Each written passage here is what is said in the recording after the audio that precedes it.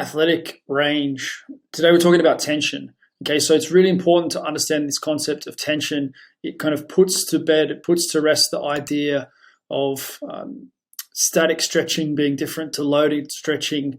It also challenges the idea of strength training itself versus human activity. Everything is in fact tension training, strength training, and any position where the muscle is lengthened could be considered tension training. It can be considered stretching. There are really arbitrary differentiations between short and long duration stretches and how the load is created. Okay, so this understanding will help you again to be able to program more effectively and just understand what we're doing with strength training. I believe we have been in the dark ages of strength training, and we need to fall in line with human engineering and natural law to get better results. Okay, so why is tension important? We should be looking at the tension of the exercise as well as the muscle contribution, the muscle position in producing force. And can we quantify the tension that is being created to have extremely high tension exercises and extremely low tension exercises, and know when and how to apply those different movements? Okay, so we know that if we strike this sword, then there's going to be an extreme amount of force, exerted into the metal. If we drop the light bulb from the height of the shoulder, then we would expect it to break. Where if it's dropped from 1 millimeter, we wouldn't expect it to break. So this is how we should also look at what our strength training is doing and consider the role of speed as being a key factor. And probably more important than load when we're considering the adaptations of connective tissue. All right, so you have to lower a piano slowly because the load has a lot of potential if it's dropped from a height. If you hit a rock, then it's going to break, whereas if you squeeze a rock, nothing is going to happen to it. All right, so using impact and high force is going to create much bigger tissue adaptations, connective tissue adaptations, right? So humans are naturally connective tissue dominant. Our tendons and ligaments are stronger than our muscles, and our strength training should continue to develop that quality. We don't want to undo that quality by training muscular dominance. We're wired to preserve our structural integrity, so our tendons and ligaments will always be a limitation on the amount of force that our body will deal with, and will be naturally down-regulating force production or reception based on the tension that our tendons and ligaments are happy to deal with. Right? So quality of tension matters most. Connective tissues, like muscles, are highly trainable and adaptable. Right? So we need to be thinking about the adaptations that are going to be caused in the connective tissue as well as in the muscles. We've had a massively muscle-centric model of strength, and that's just not how the body is designed. It's not how it works. So we have to look at the qualities of the tension, and that's going to determine the adaptations that we're going to get. So strength training must build connective tissue dominance to be in harmony with natural law. And human engineering, animal engineering, you can easily see that connective tissues are stronger, and they have to be dominant to the muscles. Okay, so progressive tension engineering. This is why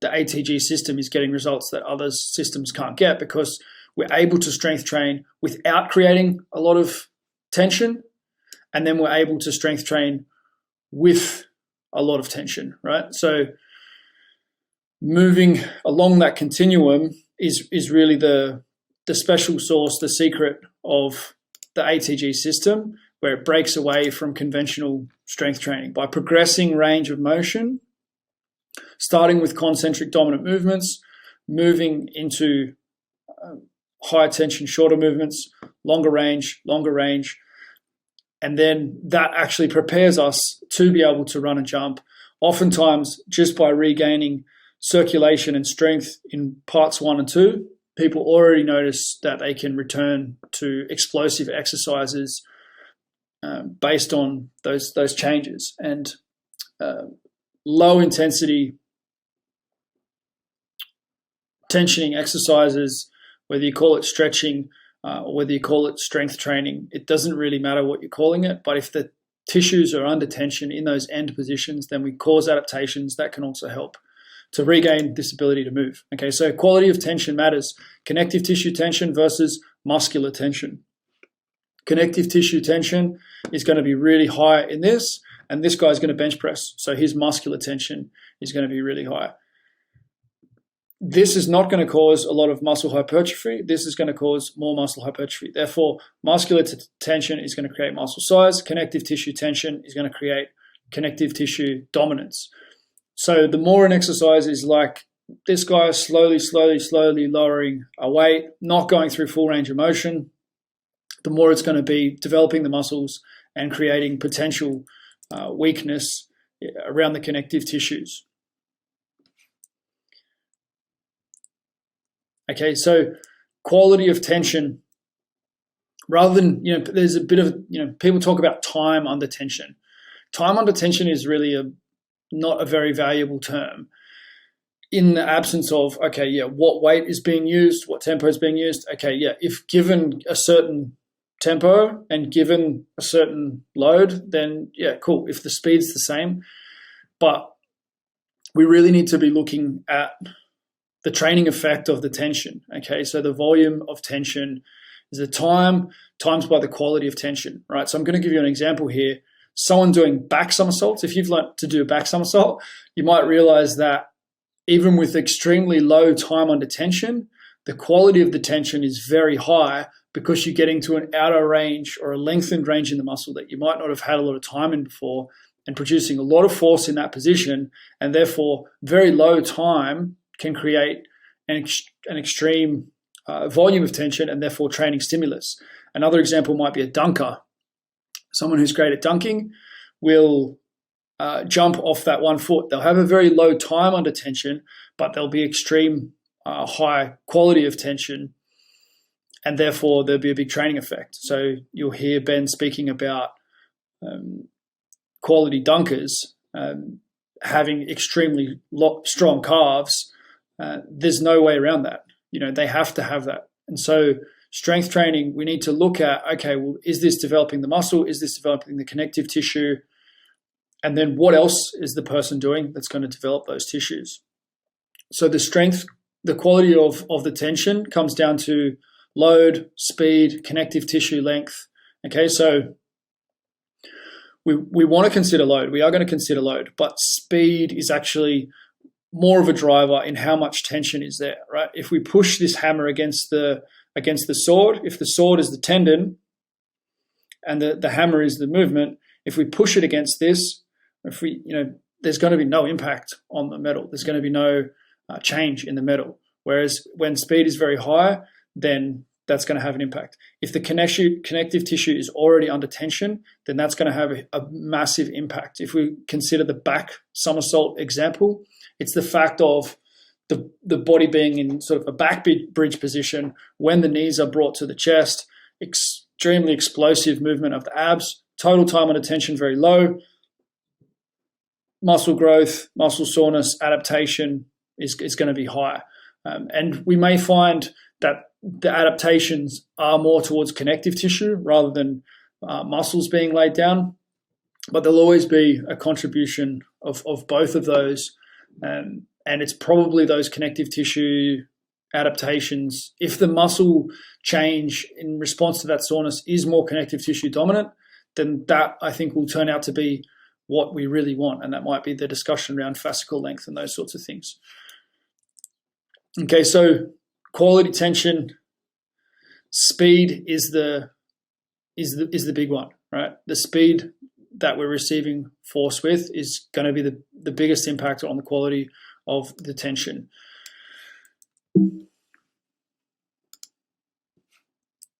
So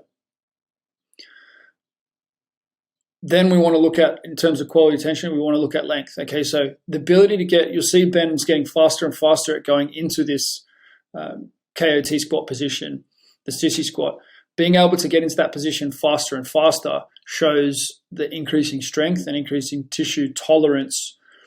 So it's one thing to be able to do a very slow RDL with 100 kilos. It's another thing to be able to do a very fast RDL with 100 kilos, right? So it's the length and the speed together, which shows how healthy it is. So often when people are doing their first KAT squat, they'll be going very, very slowly down into that position because, one, they don't have the skill, but two, often they're getting feedback from the connective tissue.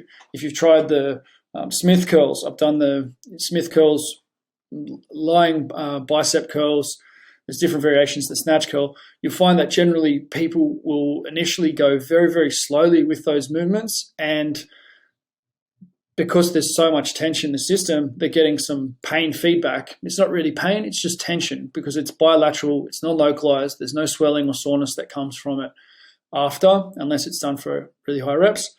And so you're going to go very slowly with those movements to start with. Once you can go fast in those movements, then the tissues will be much higher quality. They will have adapted.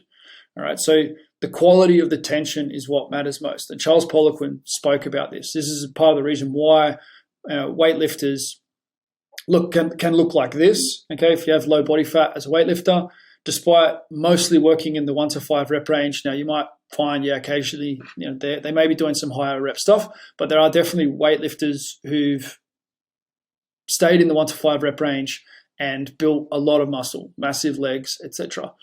All right, so the reason why is because tension is the key thing, and they're receiving massive loads at speed and therefore creating huge amounts of tension. So you'll see the difference in the Olympic lifter squat versus the powerlifter squat. So their tissues are much more tolerant to force, to tension than powerlifter in general, even if the total weight is less. Okay, so Charles said for the advanced lifter, doing more than 5 reps is a waste of time as average intensity will be too low. And I've added in tension, neural drive, right? So against a heavy weight, you can produce a lot of neural drive and the weight won't go too fast, so you'll still have some time. And you need the load to increase to drive the tension. But Charles is speaking about for a given tempo, all right? So if we consider load adapted tissue will not remodel or be damaged by low intensity, low tension strength training, right? So there comes a time where someone's been strength training for a while, they could do sets of 50, but there's just not enough total tension being created to cause adaptation. I think this is also why you'll see a lot of experienced bodybuilders not using eccentric tempo, is because they need that tension, right? So they're letting the weight go down faster because they're getting a higher intensity eccentric contraction. They're getting more tension by going faster.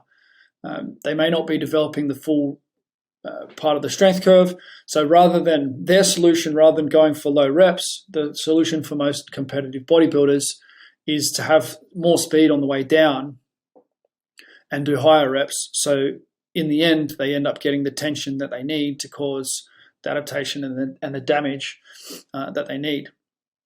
And this is the same with forced reps and that sort of thing as well. Okay, so metabolic stress is not enough to drive maximal hypertrophy. And this is pretty clear in the research. So the metabolic stress component, this is also the case for clustered repetitions, for dense strength, for not going to failure. And we're going to talk a lot more about that, and then neural drive and the neural battery. Now, there is an exception here, okay? So if we're going to say, okay, what's going on here with 5 reps? Why do people end up looking like this? Does he train in the 1 to 5 rep range? Well, no, right? Is there a lot of metabolic stress there? Yes, but is there also a lot of speed? Is there a lot of tension in these exercises? I think that you'll find that that is one of the reasons why there's a lot of injuries in CrossFit.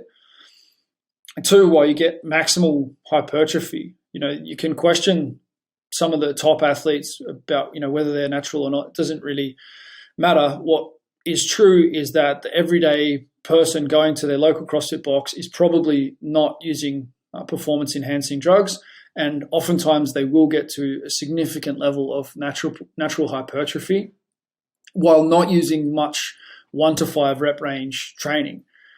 They may use a little bit of it, but you'll find the majority of CrossFitters do the majority of their training not in the 1 to 5 rep range, and you do find maximal hypertrophy. I think that is because we're getting this, especially the speed component. Okay, so there's super high tension exercises despite not having the load intensity. So you can see this is like a different way of looking at strength training, where we used to look at, is it over 90%? Is that going to cause the strength adaptations? Well, what about using a 60% load and considering the connective tissue adaptation, the pull on the muscle, the damage that's being done, like in a back somersault, like in your kipping pull-ups, etc. Extremely high tension. There's low total time on attention, but they're extremely high tension and then doing lots of repetitions. All right, so you'll see this with soccer players, calf development. They tend to have good calf development relative to the amount of strength training that players will do. They'll have big calves because the calves are not necessarily doing a lot of long, slow contractions, but they have the high force contractions. Okay, so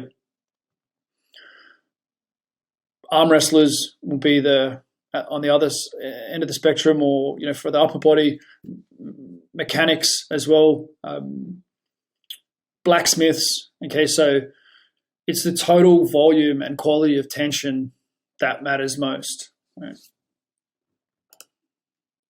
So the tension can either be driven internally by how hard the muscles are contracting. Neural drive is developed by focusing on each repetition and by the total volume of repetitions. Right? So we're going to look more at neural drive and how important this is. This is the muscle, and muscle is important, but we need to understand that an athlete must remain connective tissue dominant to be healthy. A human, following human engineering, our natural design is to be connective tissue dominant, for the connective tissues to be stronger than the muscles. And modern strength training has shifted that balance, and that's one of the biggest reasons why strength training isn't creating the positive adaptations and the positive improvement in human ability that it should be if we understood this concept.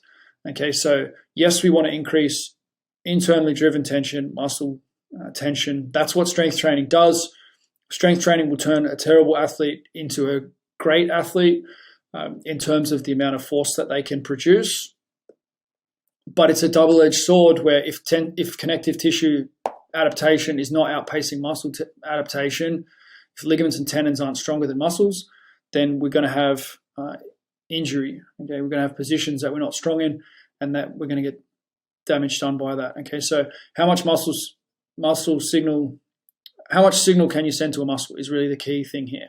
Right. So as we get stronger, we get better at sending signal to the muscle, and then the muscle itself is able to do more as it grows. All right, so focus on each repetition and then the total number of repetitions. That's what's going to increase neural drive. Same as learning, right? These are principles of learning. If you're able to really concentrate when you're playing the piano, then you're going to learn faster than if you're just getting a lot of repetitions done. But repetition is also required. Doesn't matter how well you concentrate, it's going to take a certain number of repetitions before you're great at playing the guitar. All right, so externally driven tension is going to be more connective tissue dominant. Okay, so if we let gravity play a bigger role, then the amount of tension is going to be determined by the size of the load, the height and acceleration, and the tissue length. Okay, so these drop catch RDLs that you saw Ben doing last year, if you're a hardcore ATG fan, you'll know what I'm talking about. Depth jumps, parkour, all these sorts of things. Whenever we drop and catch the weight, you'll see now the way guys are going at their Nordic curls, you'll see that there's more of a drop catch action happening. Ben's able to get to the bottom position faster, stop, and come back up. So that creates a lot more tension, which will create more, fresh adaptation, adaptive stimulus. All right, so powerlifting, connective tissue tension for powerlifting. The weight rests on the bones, the muscle, and the fascia, ligaments, cartilage, etc. So the amount of load that the bones and the fascia and the tendons and ligaments and the cartilage can handle also impact the lift together with the muscles. So it's all one system. The type of training that we do will bias towards whether it's more bone tissue, more muscles, or more fascia, ligament, tendon that's going to be laid down. Bone is going to be more of that compressive load. So you can actually train for bone density by supporting super heavy loads in a way that doesn't cause much muscle or fascia, tendon, ligament, cartilage adaptation. But yeah, it's all one system. So the shorter the tissue is, the better. And that's basically what the bench suit shows us. Is it's like putting more fascia and making that fascia really, really tight, right? So it's yet to be seen. You know, we can see Steffi Cohen as the most successful female powerlifter. She's able to do sissy squats. So she is demonstrating connective tissue length and the ability to deal with forces in those positions. And she's still crazy, crazy strong. I'm interested to see whether that can happen with powerlifters, whether we can see, you know, human range in the shoulders, knees, and hips, as well as those massive numbers. I don't think it will happen, but it would be really interesting to see. I think that there is a role to play of this suit. Obviously, we know the suits work, so guys are basically wearing their suits. So yeah, it's an interesting one. At some point, though, there's a pain feedback mechanism that's going to decrease strength and muscle activation and all those sorts of things. So maybe Steffi Cohen has the secret to keeping her connective tissues healthy and staying pain-free to be able to tolerate more volume, which gives her the advantage despite not wearing as much of a squat suit potentially in terms of tension in the system. Interesting questions to ponder. But yeah, as we get towards the end here, human engineering is based on connective tissue dominance, and it's based on the ability to produce speed and power. Why then do we do strength training? We do strength training so that we have more of that winch muscular mechanism so that we're able to create more acceleration. The concentric component of the movement is acceleration.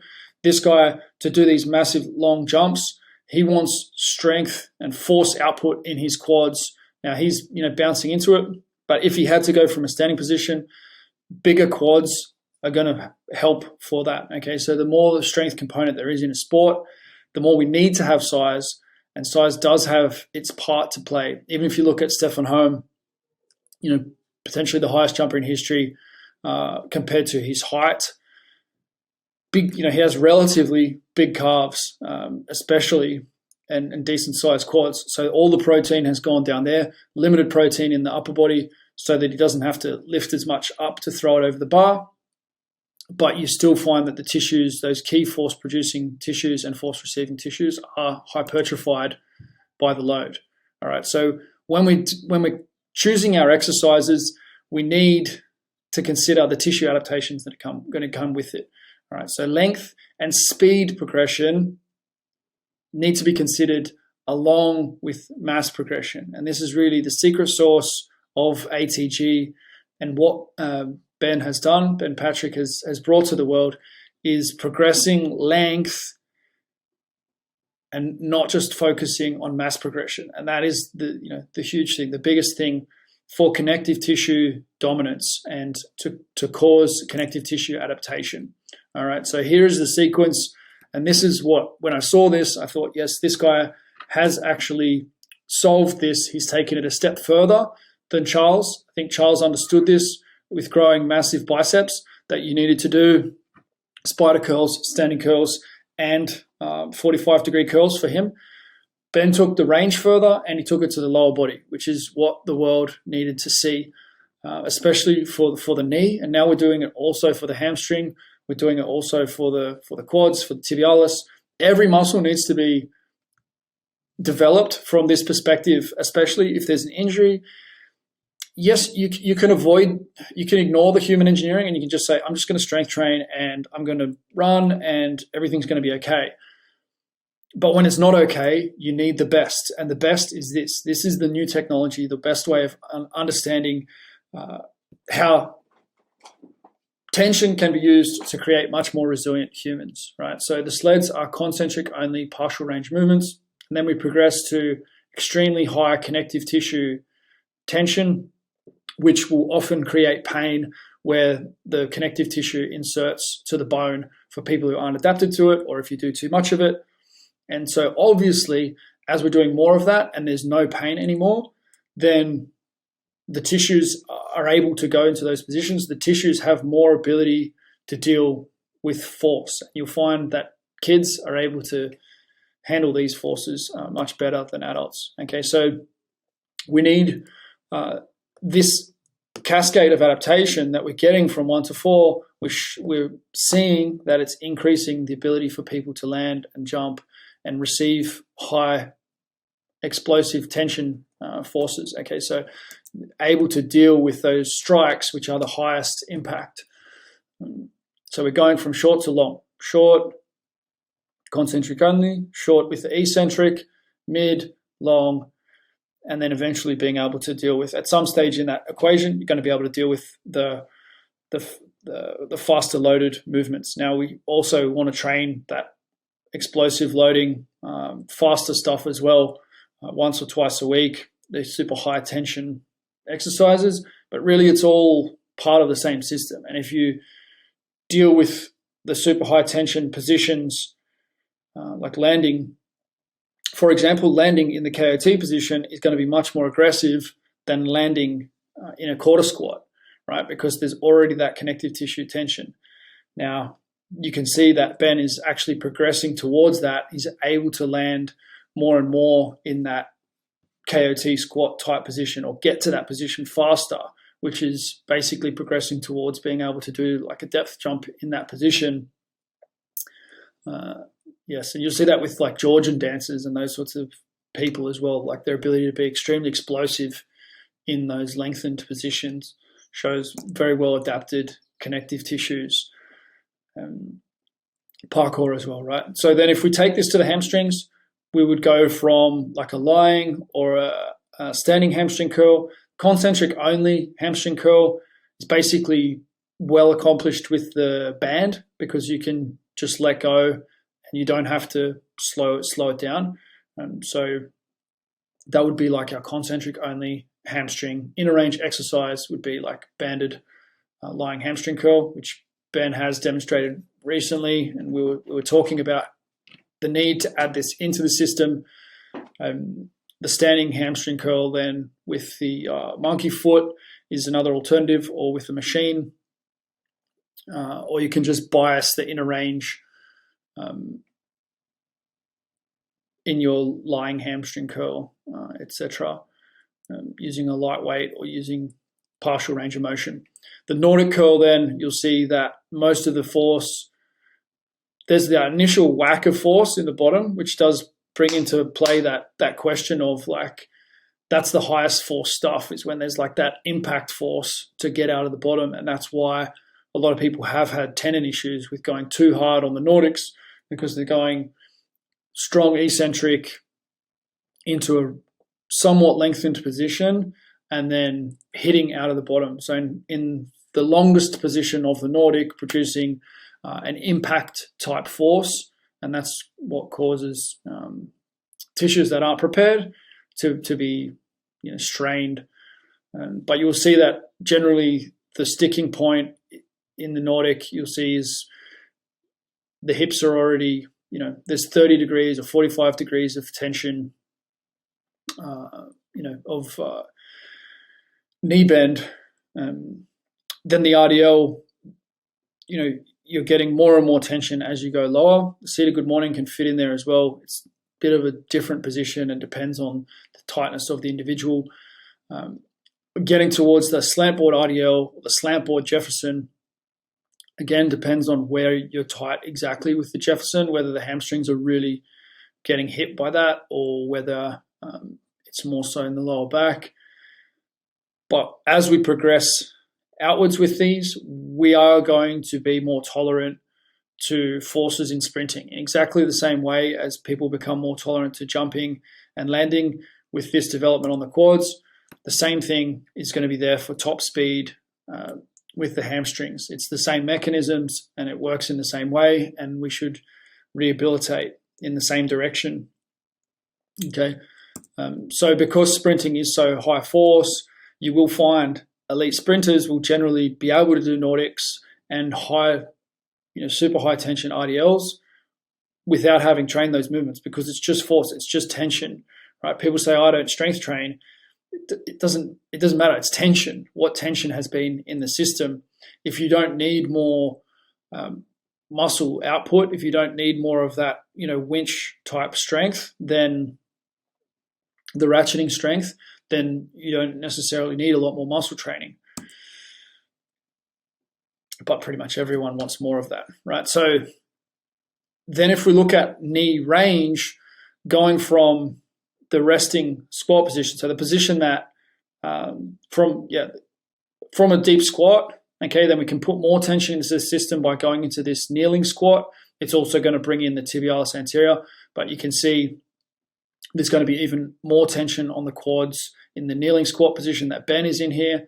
And then human knee extension, you can see I'm almost into that position. And you can, a lot of people are playing around with human knee extension at the moment. You can really see what's going on with the hips versus, lower back. You can see where the curves are, where the tension is.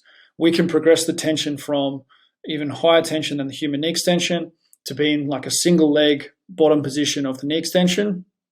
And then if we create bounces there, then that's going to be higher tension again. And that's going to create more tissue adaptation and help us to be able to deal with more force in those outer range positions. Okay, so spending time and increasing tension in those end positions is what's going to create the adaptation that we want.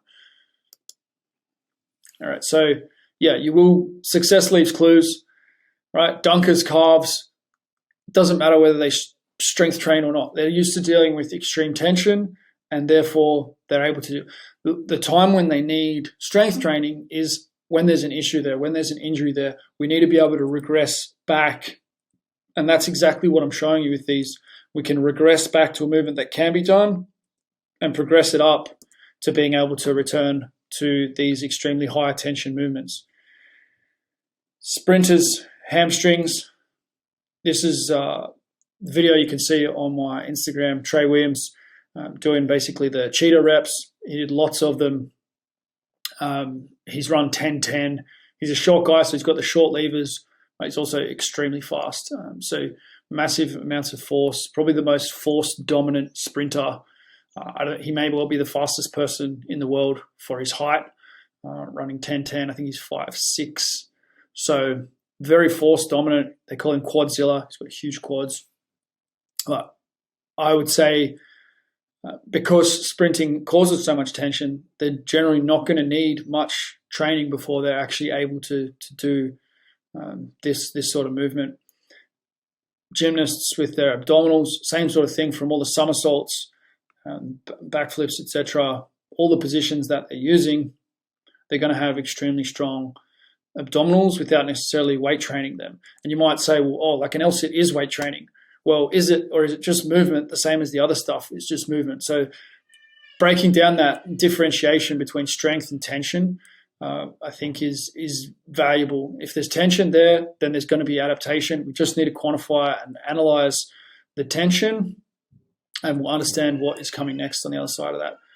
Okay, so tension dominant training upgrades the muscles, right? So these positions that you see, Ben, in here, you will get muscular adaptations from, the heavy slant board, Jefferson, from the QL, that's massive range on the QL there. You are going to get muscle upgrades together with the connective tissue upgrades, where in the muscle dominant training, it doesn't necessarily produce much of a connective tissue upgrade. So if we only train the inner range of the QL and of the obliques, then we won't get that same connective tissue upgrade. If we're doing the hamstring curls and we're only training the inner range, then we will get muscle adaptations, but we won't get the accompanying connective tissue adaptations, and therefore we're creating more fragile athletes. And that is basically the formula of modern day strength training. We are creating more fragile athletes because we're not considering the contribution of connective tissue. So tension drives adaptation. We need to be looking at, okay, what is the tension of this exercise? And we need to look at whether muscular or connective tissue dominance is there within the movement. Okay, so if the connective tissue is not under tension, resting tension, if we're not lengthening that tissue, then it's going to be a muscular dominant movement, which is fine. They have their place. We need to do them as we've shown in the other lectures. Ultimately, by understanding tension and focusing on tension rather than focusing on load, we are going to create much more resilient athletes, and we're going to be able to progress them through from wherever they are to wherever they want to be in a more logical, systematic sequence. This is in harmony with human engineering. It's in harmony with the natural ways of the body.